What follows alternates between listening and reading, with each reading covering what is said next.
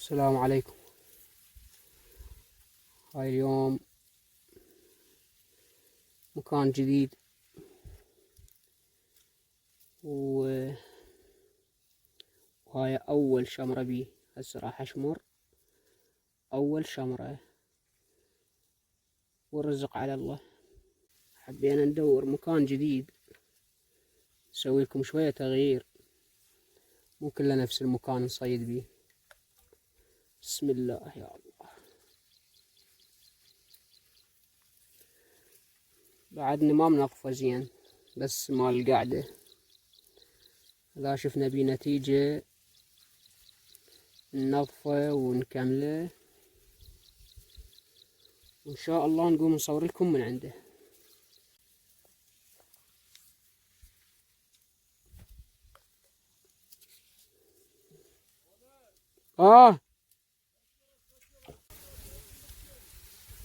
يلا يلا بلكي.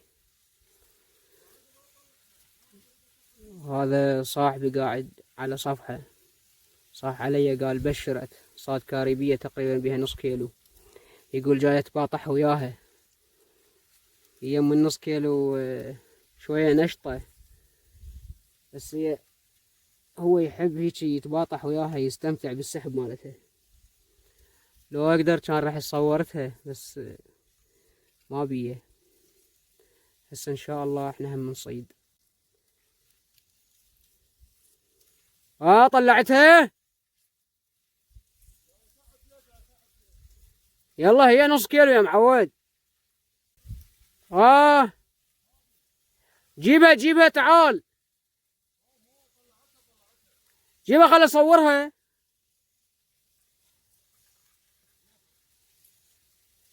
ولا وتعبك بس مو قاعد هنا. هلا بيك. راح يجيبها صورها. والله هو هذا شوية واحد يتفائل بيه، المي مالته خابط كلش. هنا جوا جاي اصور تعال. وش لقيت لي مشين انا هنا قاعد بالفي. اليوم شوية يبين يمكن اخر. خل اجيب شو اسمه. يا رب. يلا المهم بلكي صيد. خل اصعد واكمل لكم التصوير. يا الله. هاي السمكة خوش كاريبية معدلة والله سمينة بيها نص كيلو عيني. تحياتي للجميع. ان شاء الله الله يرزقنا بهذا المكان ونصور لكم. يا الله.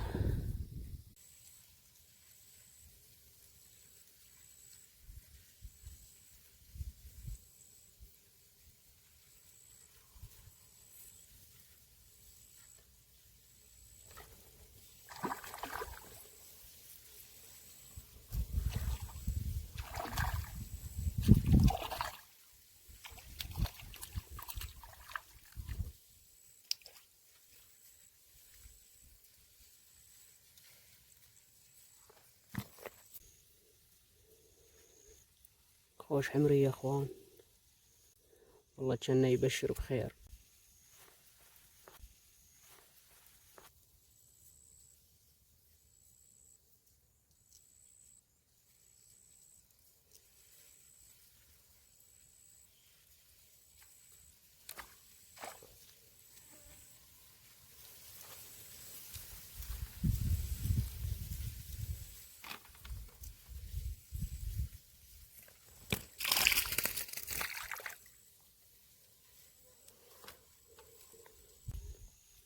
حمرية فلتت.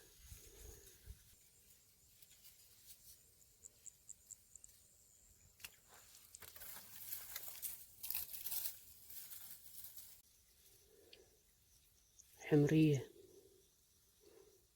بالعجين.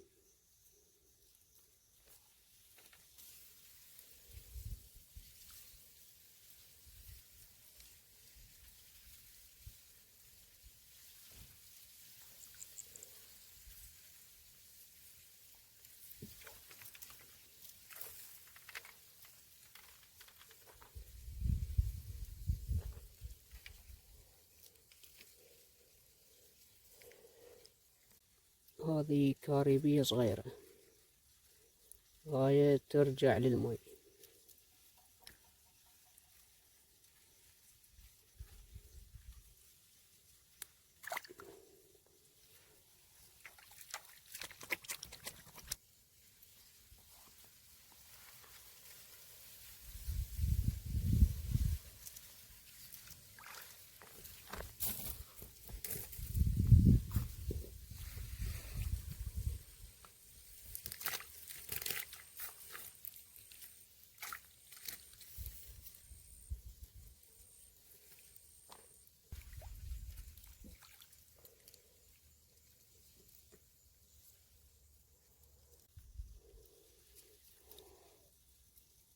حمرية. أخوان، بالنسبة للي طلب من عندي أوضح له نوع السنارة، الثقالة، الطوافة، ايش قد اخلي مسافة، العجينة شلون اخليها. اول شي الطوافة، 3 غرام، انا استخدم من هاي دائما انا استخدمها، لا هي كبيرة ولا هي صغيرة. هاي بالنسبة للطوافة. والطوافة دائما انت من تريد تخليها حسب قياس العمق مال النهر، يعني ايش قد الارتفاع مال المي بالنسبة للقاع للقاعية مال النهر. انت تقيس وترفع الطوافة مثلا متر، متر ونص، شوف انت بكيفك بعد حسب الغمج مال المكان مالتك. اما بالنسبة للثقالة انا استخدم من هاي الثقالة بالنسبة للمكان اللي يصير المي مالته شوية سريع، يعني مو هواي. هاي كلش كافي، هاي كبس تنباع مفرد او تنباع كيلوات، كيفك تشتري اشتري. وبالنسبة للمكان اللي يصير المي مالته يعني بسرعة، من هاي تخلي 2، تشوفه ما وقف تخلي 3. هاي بالنسبة للنهران يعني بصورة عامة. اما اللي يستخدم اللي يصيد بدجلة بالفرات ذاك شغلته تختلف، يخلي ثقالة دبل، يلا يوقف الشص ماله. هاي بالنسبة للثقالة. والثقالة دائما تبعد عن السنارة شبر الى شبر ونص دائما، وانت بكيفك بعد تتحكم بيها. اما بالنسبة للسنارة، هاي السنارة، هاي سنارة بطة، شوفوها، انا استخدم كله من هاي، ما اغيرها ابد، لان اثبتت جدارتها بالصيد. هاي حجم 13، 100 قطعة، 100 سنارة بألف. كل ما يكبر حجم السنارة يقل عدد السنارات بالعلبة.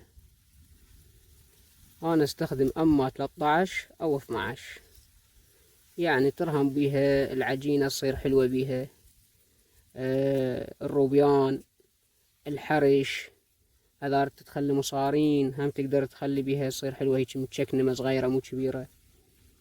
فأنا ما شاء الله هاي نقرة قوية هاي. واكو حرش طفر من ذيك الصفحة منه. خلينا نشوف بالكاريبية هذا المكان الجديد ان شاء الله بيه ان شاء الله.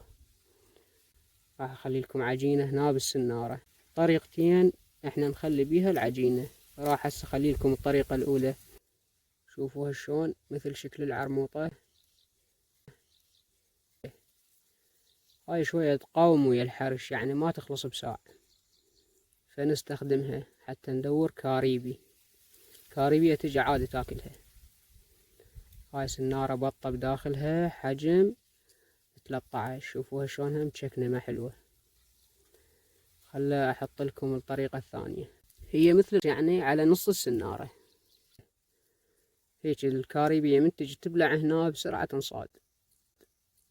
أما بالنسبة للعجينة، قرصة خبز أنقعها بس مو فذ نوبة يعني أخليها تموع، لا بس هيك جو البوري أنا لازمها أخليها تبلل، أخلي البوري يجرى عليها وأعصرها، أطلع المي كله من عندها وأرد أعجن أفضل من الطحين. ورا ما أعجنها أجيب فص لو فصين مال ثوم أهرسهن وأرد أعجن بيهن العجينة سويتها، وهي هاي نفسها العجين. هي هاي خبز، ما سووا مال الطحين أبد. خبز شوفوا شلونها قوية، الحرش ما يقدر لها بسرعة، مو مثل مال الطحين. مال الطحين بالمي السيل تموع، هاي تختلف، هاي تخبل، هاي ما توقع بساعة.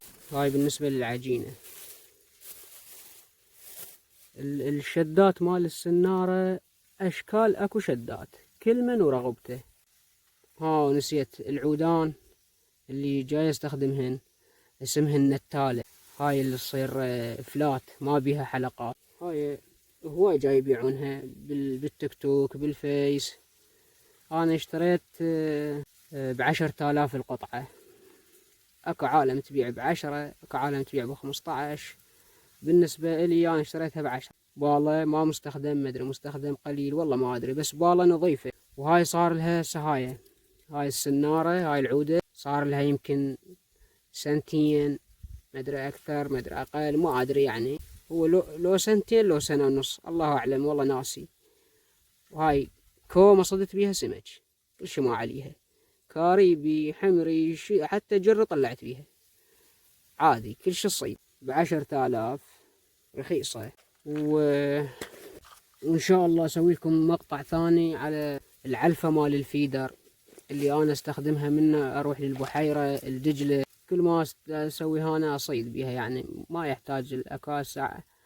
جاية موضة جديدة العلفة لازم تخلي هيك ولازم تخلي مدري شنو، هي علفة علف مال دجاج وتسوي. إن شاء الله أصور لكم وهم أنشر لكم إياه. تحياتي للجميع، لا تنسون اللايك والاشتراك بالقناة وتفعيل الجرس حتى من أصور وأنشر يوصلكم إشعار بأنه نشرت.